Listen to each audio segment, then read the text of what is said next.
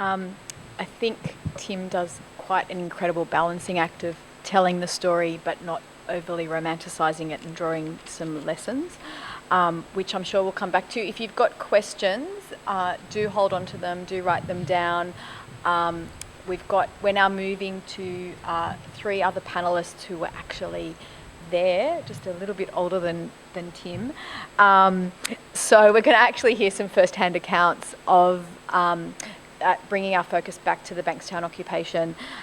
So next up is Federico Fuentes, who is a Green Left Weekly writer and member of the Socialist Alliance. He was a student activist during the Bankstown occupation and was around, and probably wants to comment on some of what he's heard and his experiences as well. All right, firstly, just to thank the organisers for inviting me to be part of the panel today, and thank you all for taking the time to come along and listen, and obviously ask questions and participate afterwards as well.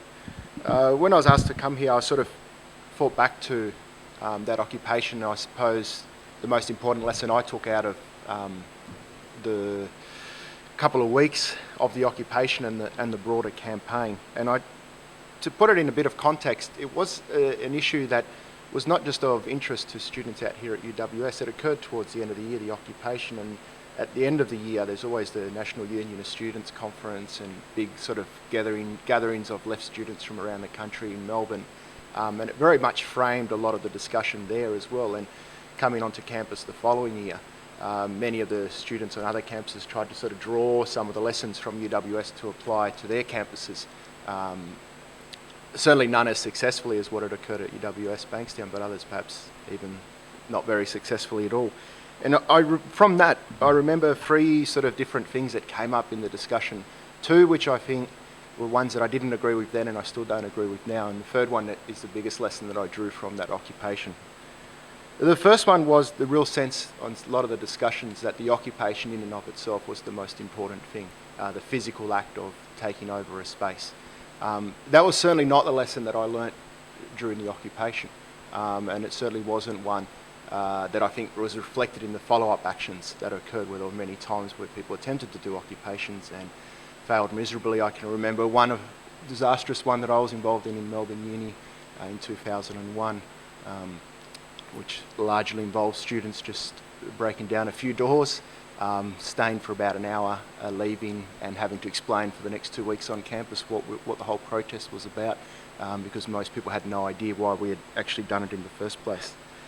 The second one was this idea of disrupting the university, and I think that's why many people thought afterwards that the tactic was to go and try and disrupt the university as much as possible. But I recall us really trying to get as many people to come and hold their classes at our occupation. We wanted them to have their classes, but to actually come and get involved in the occupation. So again, when people sort of felt that disruption and occupation was the main lesson to draw from that, it didn't sort of ring true, at least to my experience at UWS Bankstown.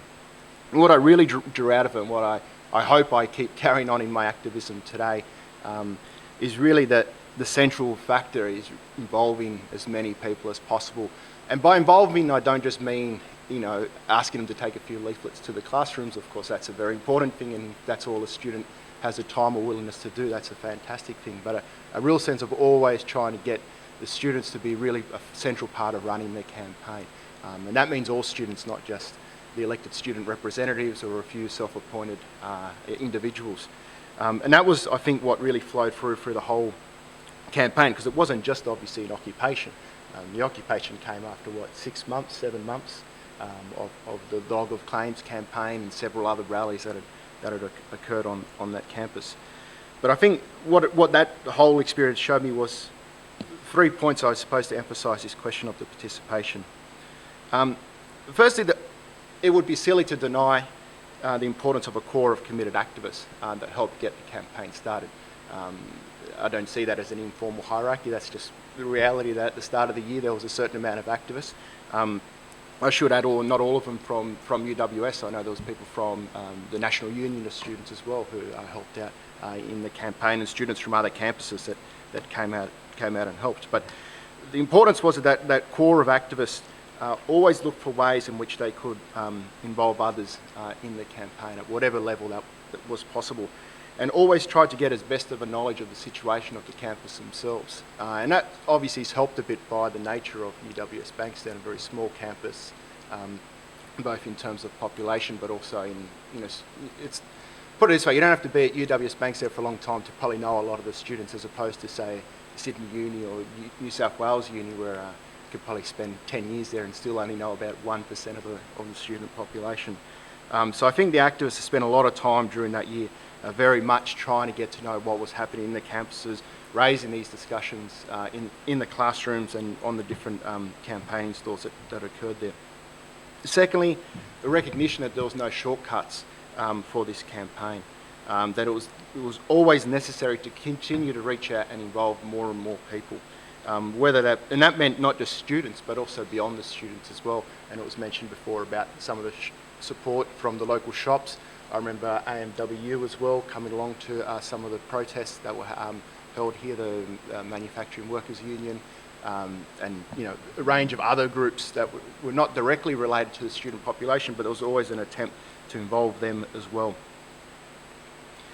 And I think the third point that I would add is to this, trying to involve as many people in the campaign as possible, is that the actions that were decided upon, apart from being collectively decided upon, were always focused on how is this action going to help us to bring in and involve others. Even from the fact that the occupation itself was done in a space that was always going to be an open space. That is, people were always going to be able to come in and out of that occupation space, as opposed to, for instance, if you had to try to occupy, in some of these other cases, vice-chancellery offices or whatever, which are unlikely to have security allow you to have regular access into VC's offices. But the central location of the occupation, the fact that it was open, the fact that, from what I recall, almost all the security on campus were quite sympathetic to our plight, and so we were far from convinced of any need to try to move us on. The constant, the regular speak-outs that we had there as part of the occupation to draw in people, not just expecting that everyone knew what was going on, even though most students on campus did. You can just imagine if a bunch of 50 people sat outside the student services here on campus, it wouldn't take long for most students to know that was occurring, but constantly updating people, constantly inviting the Vice-Chancellor to come and respond to students' questions. Most of the times he would refuse to. I think I saw one photo where there was one time when he came along. But it was that always attempting to let other people know what was happening in the campaign and how they could get involved, even if it was in the smallest possible way. Those are the kind of lessons that really sort of I brought from that experience of the occupation, and ones that I think have fed a lot of my activism since then. And I think it fed a lot of the activism of a lot of people that were involved in the occupation as well. It's surprising the amount of people you bump into and still in one way or another are involved in activism. Probably very few of them went on to get involved in many more occupations, maybe one or two, but most of them continued. One of those students that perhaps wasn't centrally involved in the campaign but was on campus in '99 sort of took from that experience as well, because it was certainly one that left a mark for several years, I think, on this campus. And it's good to see that someone's writing up part of it, because I think it would be a shame to lose a lot of that knowledge of what occurred during that experience. So I'll leave it there, because my aim is not to be a panellist but just a respondent, and hopefully allow time for other people to raise points and questions.